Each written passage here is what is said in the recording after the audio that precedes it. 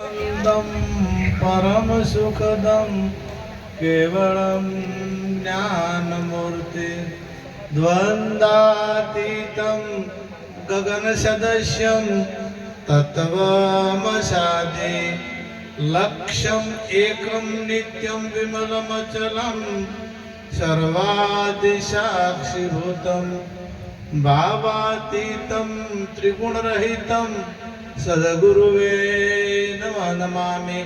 सद्गुरु महाराज no जय, सद्गुरु निरात महाराज no, सद्गुरु सदाराम बापा no जय। पधारेला हरि गुरु। આજે વાગડોદ મુકામે ભક્તરાજ શ્રી ગોવિંદભાઈ તથા ગીતાબેન તથા એમના સુપુત્ર દીપેન, આશા તથા આનંદ અને માતાજી આ તમામ મેનબા તમામ ભાવથી આ સુંદર જ્ઞાન યજ્ઞનું આયોજન કર્યું અને એમની પૌત્રી નામ ભૂલી જઉં છું વારંવાર, એનસી નો આ જન્મદિવસ એટલે જન્મદિવસ 1 વર્ષ પૂરું થયું. ગોવિંદભાઈને ભૂએ ધોળીને એમ કીધું હતું કે દીકરો આવશે, તમારા પુત્ર વધુને દીકરો આવશે. વિચાર કરો કે ભૂવો હાસો, આ હાથ સત્ય ઘટના છે. એટલે ગોવિંદભાઈએ માન્ય કર્યું કે દીકરી આવી. એટલે કીધું, સાચી ઠોચીને કીધું તું તો એ દીકરી આવીને એમને દીકરી જોઈતી હતી, કારણ કે એમને દીકરી એમને બેન હતા એટલે દીકરી જોઈતી હતી. દીકરી આવી, એમની ઈચ્છા એ કામ કર્યું. એમનો ભાવ એવો હતો કે મારા ઘેર દીકરી આવે, મારા દીકરાને આ તો હારું, કારણ કે લક્ષ્મી ઘણા અત્યારે લક્ષ્મીને મેળવવા મથે છે, પણ આ લક્ષ્મી આવે તો ગમતી નથી. દીકરી આવે તો આપણે કોઈએ કીધું હતું કે દીકરી આવે તો રાજી થતા નથી, દીકરો આવે તો હું રાજી થાય. પણ ગોવિંદભાઈને પહેલેથી ભાવ હતો, કારણ કે મને પણ એમને કીધેલું પહેલેથી એવો ભાવ હતો. તો એમનો જે ભાવ હતો અને ઈચ્છા, દરેકની જો તમારી ઈચ્છા મજબૂત હોય અને તમને પરમાત્મા ઉપર વિશ્વાસ હોય, અડગ વિશ્વાસ હોય, તો તમારું કાર્ય સિદ્ધ થાય ને થાય જ. એમની ઈચ્છા જે પરમાત્મા સદગુરુ મહારાજ ઉપર વિશ્વાસ હતો અને એ વિશ્વાસ પરમાત્માએ એમનો અડગ રાખ્યો અને એમની ઈચ્છાની પૂર્તિ થઈ. એમ આપણી પણ જો ઈચ્છા પરમાત્માને પ્રાપ્ત કરવાની હોય તો પરમાત્માનો સાક્ષાત્કાર 100% થાય. તમારે તો પૈસાવાળા થવાની ઈચ્છા હોય અને નીતિ રાખી અને ધર્મ કામ કરો તો 100% આપણી ઈચ્છા પૂરી થાય છે. પરંતુ એ ઈચ્છા વિશ્વાસમાં બદલાય અને સદગુરુ મહારાજના વચન ઉપર, પરમાત્મા ઉપર આપણને પૂર્ણ વિશ્વાસ હોય તો જ મેળ આવે.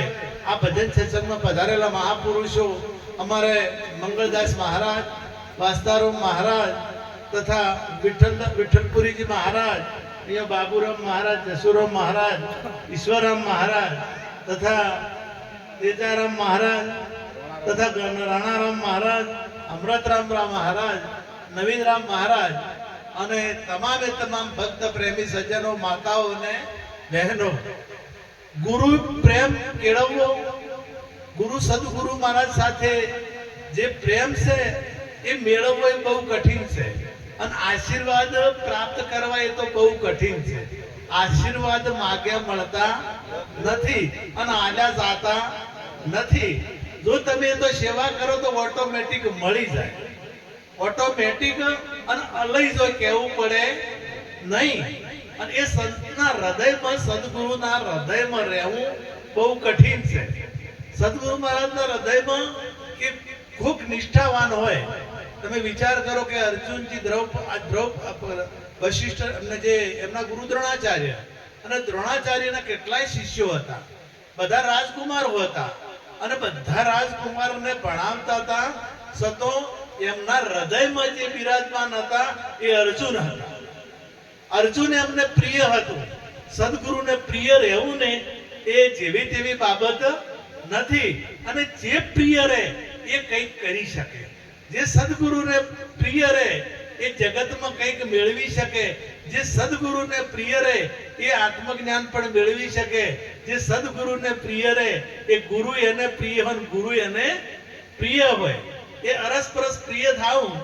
એક ફકીર વર્ષોથી ખુદાની બંદગી કરતા હતા, વર્ષોથી 20 વર્ષથી એ તપસ્યા કરતા હતા. એટલે 20 વર્ષે આકાશવાણી થઈ કે તારી બંદગી મને મંજૂર નથી, તેરી બંદગી મુझे મંજૂર નહીં હે. એટલે પેલો ઊભો થઈ નાચવા માંડ્યો. નાચવા માંડ્યો એટલે બીજા આપણા જેવા હતા કે શું નાચે છે, તારી પ્રાર્થના પરમાત્માએ મંજૂર કરી નથી, તારી બંદગી ખુદાએ મંજૂર કરી નથી. એટલે એણે શું કીધું કે એમને એટલી તો ખબર છે કે હું બેઠો છું, અહીંયા હું બેઠો છું, એટલી તો એને ખબર છે ને ખબર છે મારે બીજું કોઈ જોતું નથી. એને ખબર છે કે હું એનું નામ લઈ રહ્યો છું, ભલે એને બંદગી જો મંજૂર કરવી હોય તો કરે, ના કરવી હોય તો એની મરજી, પણ એની ખબર તો છે. એમ આપણને ખબર તો આપણા ગુરુ મહારાજને ખબર તો હોવી જ જોઈએ કે આપણો ભગત વાગડોદમાં છે, આપણો ભગત અમુક ગામમાં છે. એ આ ખબર ગુરુને હોવી જોઈએ. અને ઘણી જગ્યાએ ગુરુને ખબર હોતી નથી.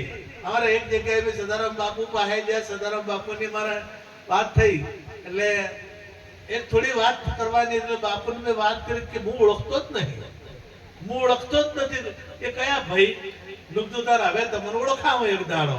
એટલે જો ગુરુ ઓળખતા ના હોય તો એનું કલ્યાણ કોઈ દાડો થાય નહીં. તમે ગમે તેટલે છેટે રહી, ગમે એટલે દૂર રહી, અને જો કદાચ સદગુરુ મહારાજના હૃદયમાં રહી શકતા હો તો તમે ભાગ્યશાળી છો. એ મોટામાં મોટું ભાગ્ય છે. અને એને આ જે આત્મજ્ઞાનની વાતો કરી એમણે કે આત્મા ઓળખાય, વાત સાચી છે, આત્મા તરત ઓળખાય. પણ આત્મા ઓળખ્યા પછી જે કરવાનું છે, ગુરુ સરને તો હું જતા જ રહેશે, ઘણા જતા રહેશે, અને ઘણા નથી પણ જતા.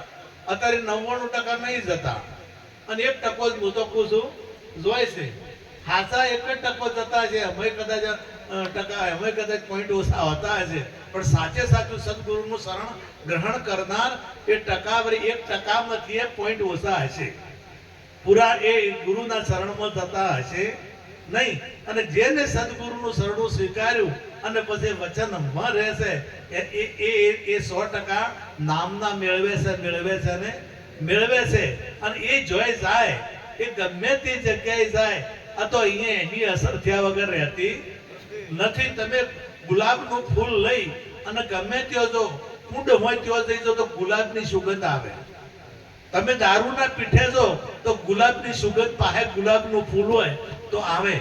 તમે ગરીબ જગ્યાએ ગુલાબનું ફૂલ લઈ જો તો એની સુગંધ આયા વગર રહે નહીં. તમારે એમ આપણે જે પેલી ભમરબજની મશોરો હોય ને, જો કદાચ એમાં ફૂલ હોય તમે ગમે ત્યાં જો તો એ ફરતી અહીંયા આયા વગર ના રહે, કારણ કે ફૂલની એની સુગંધની અને ખબર પડે છે. એમ જે ગુરુના નિષ્ઠાવાન અને જે નિષ્ઠા રાખી અને જેને ભજન કર્યું છે ને જે ગુરુને પ્રિય છે, એ ગમે તે જગ્યાએ જાય તો એની સુવાસ ચારો કોર એને કોઈ ઓળખતું ના હોય તો એના પાસે બેહે તો આનંદ આવે, અને એની અસર એને ત્યાં વગર રહે નહીં. હોમે ભલે નથી ઓળખતો તો એનો ચેપ એના અડ્યા વગર ના રહે, એનો ચેપ પડે જ. પણ જે ભક્તિ, જેનામાં ભક્તિ ઉતરી છે, જે ભક્તિમાં છે, જેને સમર્પિત ભાવ થયો છે અને એનું જીવન એ ભક્તિમય થઈ ગયું છે, એવાની આ અસર બીજા થાય છે, નકે થાતી. તમે અમે કહું કુટુંબ જો આખું કુટુંબ ભક્તિવાન હોય છે. તમે રામનું કુટુંબ આખું કુટુંબ પૂજાય, શંકરનું કુટુંબ આખું પૂજાય.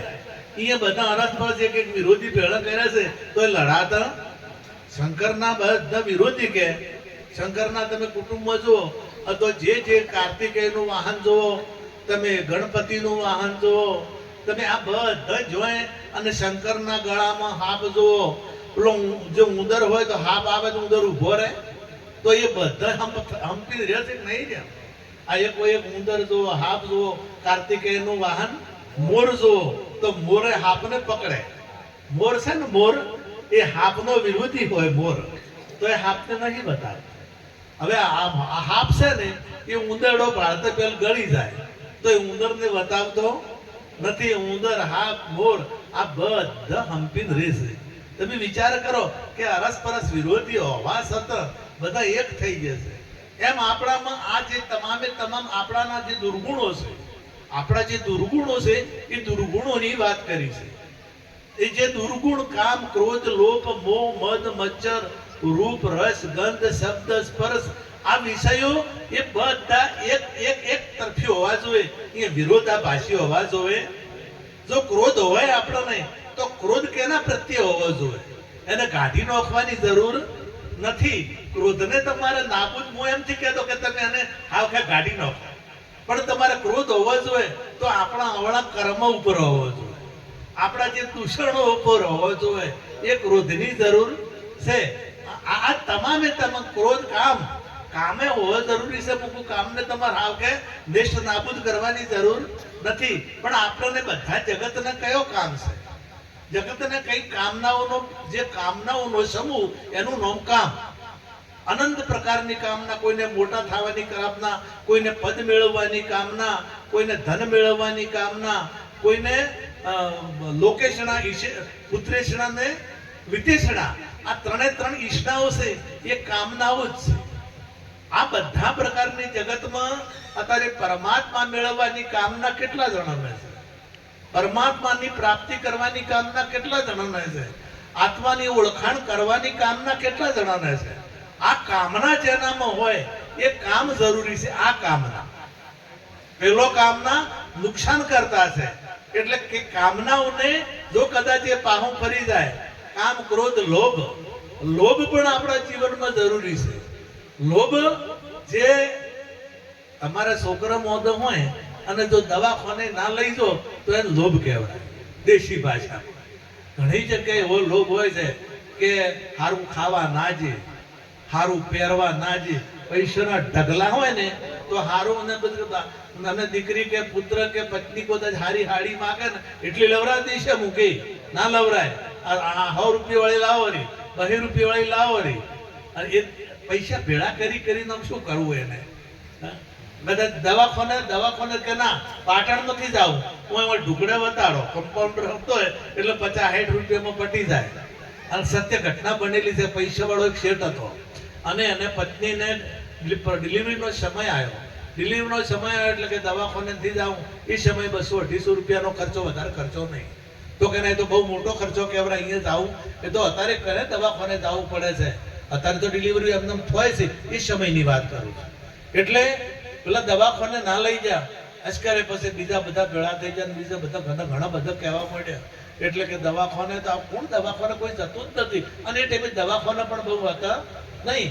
અને હવે ન જો, અને બીજા ઘણા બધા ભેળા થયા. એટલે બીજાને કીધું કે હેડો આપણે લઈ જાઓ. દવાખાને લઈ જાય એટલે ડોક્ટર કે બહુ મોડું થઈ ગયું, હવે આજ બચાવી શક્ય તારે એટલી બધી ટેકનોલોજી નથી. એને લોભી કહેવાય. પરંતુ આપણે લોભ રાખવાનો હું કહું છું તો ઘણા કહે. મેં એક જગ્યાએ એમ કીધું દીકરીઓ છે અત્યારે પેન્ટે પહેરવાય, પેલી શું કહેવાય પંજાબી પહેરાય, આ બધું પહેરાય.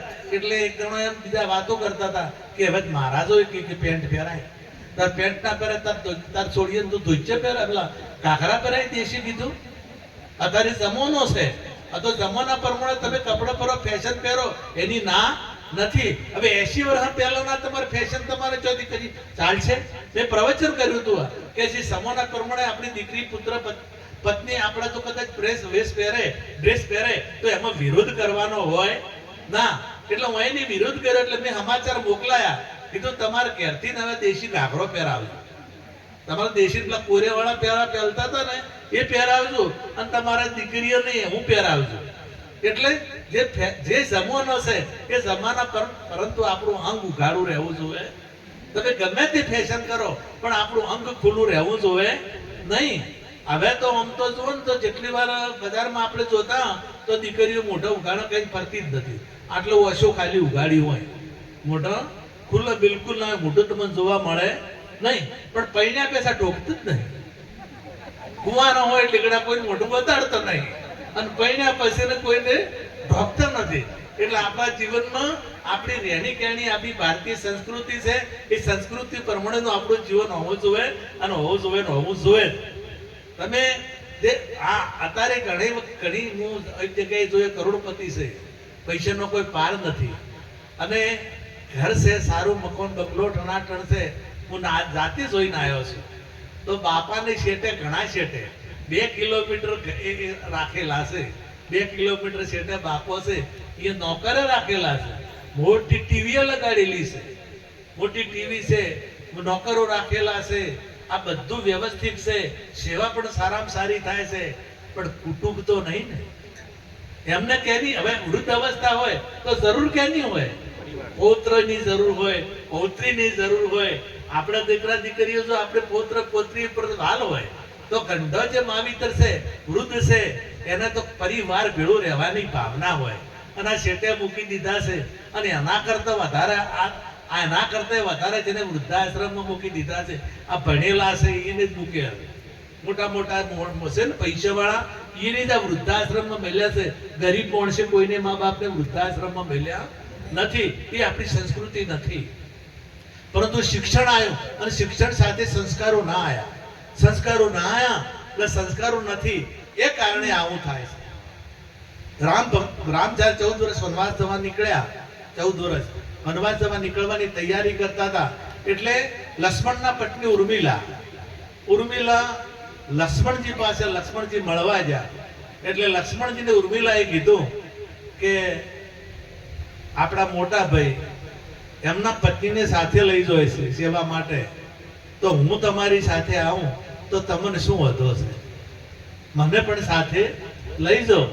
એટલે લક્ષ્મણજીએ કીધું કે હું જે હેતુથી જાઉં છું, મારો જે હેતુ છે એ હેતુથી હું જાઉં છું. અને જો એ તમને સાથે લઈ જાઉં તો મારો હેતુ સફળ થાય નહીં. કેમ કે હું મારા ભાઈની સેવા કરવા જાઉં છું. અને તમે જો હાથે હો તો મારું મન તમારામાં લાગ્યું રહે. એટલે તમારી જે હું નથી કરી શકતો એ તમારે કરવાનું. હું શું નથી કરી શકતો કે હું મારી માએની સેવા કરી શકીશ નહીં, મારી પિતાની સેવા હું કરી શકીશ નહીં. તો તમે અહીં રહી અને તમે માતા પિતાની સેવા કરજો. વિચાર કરો કે કેટલો ભાવ ઉત્તમ છે. એક સેવાનો ભાવ કેટલો ઉત્તમ છે. મને કહેવાય સંસ્કાર. ભરતજીએ પણ આ વાત કરી છે. ભરતજી મોઢવીને આ વાત કરી, કીર્તિ કે મોઢવી એમની પત્નીને આ વાત કરી છે. એ બાર પાદુકા મૂકી એમના આસકલા ગાદી ઉપર અને 12 કે 14 વર્ષ હું અંદર આવીશ નહીં, બહાર રહીશ. તો ત્યાં એમના પત્ની જ્યાં તો કે મને હું રહેવા દો અને હું તમારી સેવા કર્યું. તમે ત્યાં 14 વર્ષ તમે રહેશો તો હું 14 વર્ષ હું રહ્યો. તો ભરતે કીધું કે ના, તમે હું જે નથી કરી શકતો એ તમારે કરવાનું. કારણ કે હું માતા પિતાની સેવા નથી કરી શકતો તો તમારે મારી જે કોમ છે એ તમારે કરવાનું. વિચાર કરો કે માતા પિતા પ્રત્યેનો ભાવ કેટલો છે. કે ના કે તું આવી રહી, આપણે તો કદાચ નોકરી કરવા જા અને થોડાક દાડા મહિના રહેવાનું હોય તો કે રૂમ રાખવી છે અને અમારે ઘેરથી લઈ જવા છે. ડોશી ડોહો ગંઢા હોય તો કોકના ઘેર પેલી અને હવે પેલો વિચાર કરો કે એ પત્નીને જવું છે તો એ ના પાડે. આ વાત સમજવા જેવી છે. આ સામાન્ય વાતો નથી. એમ તમારામાં પ્રત્યેક ભાવ આવવો જોઈએ.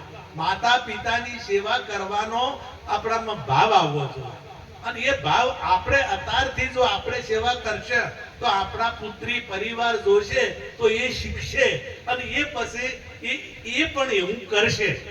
પણ જો આપણા મા બાપને આપણે જો કદાચ સેવા નહીં કરતા હોય તો આપણા છોકરા જોશે તો એને એમ લાગશે કે આ આપણે આવું કરવાનું આવે છે તો આપણે આવું કરો. કામ, ક્રોધ, લોભ, મોહ. મોહ છે ને, મોહની જરૂર છે. પણ મોહ બદલાય તો પ્રેમ થઈ જાય. મોહ જો પરમાત્મા સાથે જે નાશવાદ થાય, નાશ થઈ જાય ને એ વસ્તુ ઉપર આપણે મોહ હોવો જોઈએ નહીં. જે નાશવંત વસ્તુ છે એ નાશવંત નો નેડો મૂકવાનો છે. નાશવંત નો નેડો મૂકી અને જે નાશવંત નથી, જે અવિનાશી છે એ અવિનાશી નો નેડો આપણે થવો જોઈએ. તો એ મોહને પ્રેમ કીધો છે. એનો રૂપ બદલાઈ જાય. કામ, ક્રોધ, લોભ, મોહ, મદ, મચ્છર આ બધા જો બદલાઈ જાય એ તો એ બધા પરમાત્માનું સ્વરૂપ થઈ જાય. પરમાત્માનું સ્વરૂપ થઈ જાય. પરંતુ એ બદલાવવું જોઈએ. એ જે પરમાત્મા માંથી આ વિશ્વ બધું ઉત્પન્ન થયું હોય ને તો પરમાત્મા માંથી થયું. પરમાત્મા 3 ગુણ થયા, 5 તત્વ થયા, ત્રણે ગુણની 25 પ્રકૃતિ થઈ અને એમાંથી આશા તૃષ્ણા લોલુપતા, એમાંથી પોચ કર્મેન્દ્રિય, પોચ જ્ઞાનેન્દ્રિય, એ તમામ ઉત્પત્તિનું કારણ. પરંતુ આમાં ભેદ કઈ રીતે થાય છે? ભેદ વસ્તુ એકમાંથી ઊભું થયું તો બધું એક જેવું કેમ ના હોય?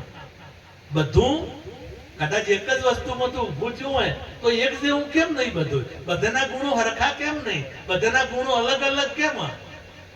વાઘના ગુણો અલગ, વરુના ગુણો અલગ, કૂતરાના ગુણો અલગ, ભેંસના ગુણો અલગ, મનુષ્યના ગુણો, મનુષ્યમાં કેટલાય પ્રકારના ગુણો, અનંત પ્રકારના ગુણો. કોઈનામાં દુર્ગુણ, કોઈનામાં સત્વગુણ, કોઈનામાં રજોગુણ, અલગ અલગ ગુણ મનુષ્યનો. તો અલગ કેમ?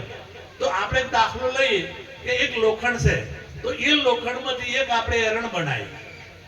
એ એક એરણ છે, એક હથોડી છે, એક પેલી વડશી છે, અને એક પકડવા માટેનું પેલું કોઈ તેને હળવણી અથવા તો કોઈ બી સાધન બનાવવું છે, એ વસ્તુ છે. આ 4 વસ્તુ છે. તો પેલી વસ્તુ તો લોખંડ જ છે. તો પેલી વસ્તુ છે એ નીચે રહી અને ભાર ખમે છે. પેલી વડશી છે એ વસ્તુને પકડે છે, અને પેલી હથોડી છે અને કૂટે છે. લોખંડનું લોખંડ. પણ આ ચારણનું કામ અલગ છે કે નહીં? આ ચારણનું કામ અલગ છે. કેમ? કાર્ય કારણને લઈને ગુણો અલગ થયા છે, અને એ કાર્ય કારણને લઈ અને જુદું પડે છે. મૂળ વાસ્તવમાં એકનું એક છે. એમ તમામ પ્રકૃતિ, આખું વિશ્વ એક જ તત્વમાંથી બનેલું છે. પરંતુ એ નામ રૂપ ગુણ એનું બદલણું. આ ઘાટ કડિયા પછી નામ રૂપ જુજવા, અંતે એમનું એમ. તમે એક જ વસ્તુમાંથી ઊભું થાય અને પછી અલગ થાય, અલગ થાય એટલે ઘાટ અલગ થાય, ગુણ બદલાઈ જાય, ગુણે બદલાઈ જાય, નોમે બદલાઈ જાય, અને રૂપે બદલાઈ જાય. આ ત્રણ વસ્તુ બદલાઈ જાય. દૂધનું દૂધ છે, પણ દૂધ છે તો દૂધના ગુણો તમે જુઓ અને એને મેળવો તો તરત એનો ગુણ બદલાઈ ગયો. વસ્તુ એની છે કે બીજી વસ્તુ એની એ હોવા છતાં એનો ગુણ બદલાઈ ગયો. દૂધમાંથી ચા બનાવરાય, દૂધમાંથી માવો બનાવરાય, પણ દહીંમાંથી ચા બનાવરાય? હવે દહીંમાં થાય, દહીંમાંના ગુણો તો છે જ, પણ દહીંના જે ગુણો છે એ દૂધમાં નથી, અને દૂધના ગુણો જે છે એ દહીંમાં નથી. આ છે વસ્તુ એકની. હવે એની સાસ કરી અને સાસ કરી તો તરત ગુણ બદલાઈ ગયો. પછી એમાંથી જે તારી અને જે મોખણ કાઢ્યું તો પેલા બધાય ગુણો બાદ થઈ ગયા. એમ હતા દહીંનાય બાદ થઈ ગયા, દૂધનાય બાદ થઈ ગયા, અને સાસનાય બાદ થઈ ગયા. અને એક ગુણ પછી ઘીનો પેલો મોખણનો આવ્યો. હવે મોખણનો તમે તાવણ કરી અને એને ગરમ કરી અને ઘી બનાવ્યું, એટલે બધું એમાંથી બાદ થઈ ગયું. અને પછી શું રહ્યું?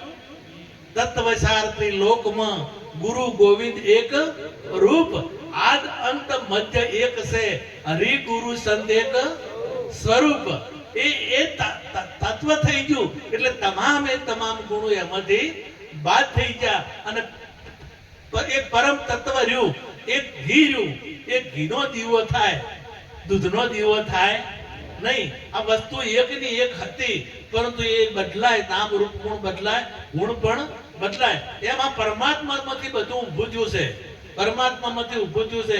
પણ તત્વનો તમે પાણીનો ગુણો જુઓ, તમે પૃથ્વીના ગુણો જુઓ, તમે બધાના ગુણો એક અલગ હશે. પૃથ્વીના ગુણ અલગ, પાણીના ગુણ અલગ, આકાશનો ગુણ અલગ, તેજ અગ્નિનો ગુણ અલગ. આ ઓમાં છે અગ્નિનો ગુણ અલગ. હવે એકનું એક છે. હવે એકમાંથી અનેક થયું. એકમાંથી અનેક થયું, અને અનેકમાંથી એક ક્યારે થાય? જ્યારે સાચી સમજણ આવે. આ જે છે એ એમ રહેવામાં એમાં કોઈ આખા પાછું થવાનું નથી. આ જે છે ને, યુગોથી આ સંસારનું ચક્ર ચાલતું આવે છે. યુગોથી આનું આ જે આ શરીર બન્યું છે એનું વિસર્જન થવાનું ને થવાનું.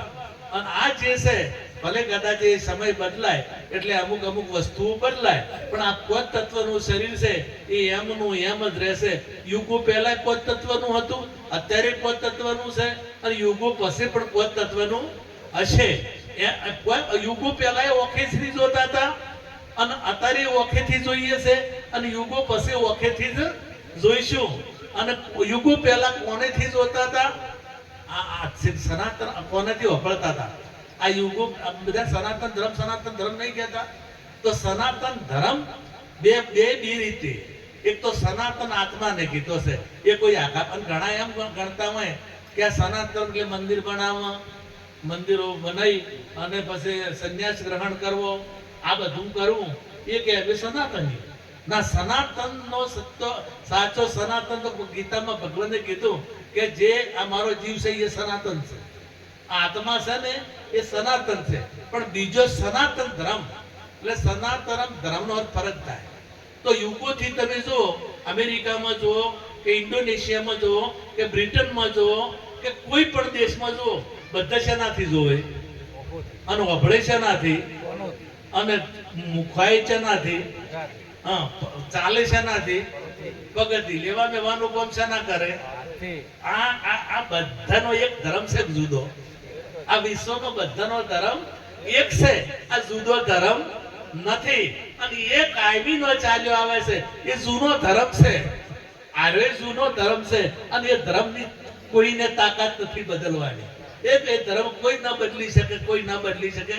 તમારે જાગૃત આવવાની જગ્યાએ જાગૃત, તમારે જે આ ધર્મ, જે શરીરના જે ધર્મો છે ને, એ કોઈ બદલી ના શકે. એ આદુનો એ ધર્મ છે અને આને કોઈ બદલી શકતું નથી. આ ધર્મ અને બીજો જો કદાચ સનાતન નો અર્થ, તો સનાતન પછી ધર્મ ના લાગે, ધર્મ ના લાગે ને એ સનાતન જ. ને સનાતન કેવળ એટલે તમે પોતે સનાતન સ્વરૂપ છો, પરંતુ તમને સમજાય તો તમારો જે કદી જેનો નાશ નથી થતો, જે અવિનાશી પદ છે. એટલે મુસલમાનો સનાતનમાં કહેવાય, ખ્રિસ્તીઓ સનાતનમાં કહેવાય, હિન્દુઓ સનાતનમાં કહેવાય, અને આખું વિશ્વ બકરા જેઠાય સનાતનમાં, અને અડકાયા બાવળિયા સનાતનમાં, અને લેબડો નો ઓગળો બાવળ બધાય. કારણ કે એમાં રહેવા વાળું જે તત્વ છે એ જુદું નહીં, એ બધું તત્વ એમાં જે મુખ્ય તત્વ છે એમાં છે, અને એમાંથી આખું આ વિશ્વ પ્રગટ થયું છે. આખું વિશ્વ એમાંથી પ્રગટ થયું છે અને એ સનાતન છે. આપણે તો કદાચ ઘણા કહેતા કે આ તો બીજા છે, આ તો કબીર વાળા છે, આ તો નિરોધ વાળા છે, આ તો નાથ વાળા છે, આ તો સ્વામિનારાયણ વાળા છે, આ સ્વાધ્યાય વાળા છે. આ સંપ્રદાયો છે, આ સંપ્રદાયો છે. અને બધા સંપ્રદાયો એ સનાતનમાંથી જ ઉભા થયેલા છે, બીજા કોઈથી ઉભા થયા નથી. અને એ સ્વામિનારાયણ વાળો હોય તો એ સનાતની છે, એ નાથ વાળો હોય તો એ સનાતની છે, સ્વાધ્યાય વાળો હોય તો એ સનાતની છે, કબીર વાળો હોય તો એ સનાતની છે, અને નિરોધ વાળો હોય તો એ સનાતની છે, અને અલ્લાહ અલ્લાહ કહેવા વાળો હોય તો એ સનાતની છે, અને ગોડ કહેવા વાળો હોય તો એ સનાતની છે. કારણ કે જે મૂળ તત્વ છે એ સનાતન છે અને આખા વિશ્વનું એક છે. અને એ સનાતનને તમે સમજી શકો, એ સનાતનને તમે ઓળખી શકો, તો આ જે વાળા દેખાય છે એ વાળા બધા મટી જાય. એ સંપ્રદાયો છે, એ સંપ્રદાયો બધા મટી જાય. અને આપણે એ સમજણ લાવવાની છે, આપણે એ સમજણ લાવવાની છે. કોઈ સંપ્રદાય જોવાનું નથી, કોઈ જાતિ જોવાની નથી, કોઈ વર્ણ જોવાની નથી. અને તમે વર્ણ જોવો તો એમાં રહેવા વાળો બીજો છે, એમાં રહેવા વાળો. અરે હા, હાથી વાત કર, બધાનો પ્રાણ એક, આખા વિશ્વમાં એક જ પ્રાણથી બધા જીવે છે. એ કોઈ નોખો છે, પછી ભંગી હોય તોય પ્રાણી રહે, અને બ્રાહ્મણ હોય તોય એ. એટલે એ જે છે એ એક છે. એને ઓળખવાની મહાપુરુષો વાત કરે છે. અને એ ઓળખાઈ જાય તો બધા ડખા મટી જાય. જાતિ વર્ણ પણ ના રહે, પછી કોઈ ભેદ પણ ના રહે, કોઈ વિખવાદ પણ ના રહે, પણ બધાને આ એક સમજાય. તો આ એક સમજાવો એ મહા કઠિન છે. એટલે મહાપુરુષો આપણે એ ભૂમિકાએ લઈ જવાની કોશિશ કરે છે, એ સત્ય સમજાવવાની કોશિશ કરે છે. અને સત્ય સમજાઈ જાય તો આપણો બેડો પાર થઈ જાય. ટાઈમ ઘણો થઈ ગયો છે હવે, એટલે બધાને આપણે ઘી કાયમી ખા કરે ને તો પછી કંટાળો આવે. થોડા ઘણો બીજું હોય, પેલા પાણીપુરી ભેળપુરી ઘેર ખાઈને ખાવા નથી જતા. ઘેર અસલ લાડવા ખાધા હોય તો બજારમાં પાણીપુરી ખાવા જોઈએ, ભેળપુરી ખાવા જોઈએ. એટલે એની થોડા ઘણી જરૂર હોય છે. એટલે હવે આપણે મારી વાત પૂરી કરું. અને મનોજભાઈ જેને જે સમય આપે જે કરવાનું હોય એ પૂજન કે જે કરવું હોય એ અમને છૂટી આટલું કોઈ મારી વાણીને વિરામ આપું. સદગુરુ ખૂબ ખૂબ વંદન મહારાજને. હવે કાતરા મંડળમાંથી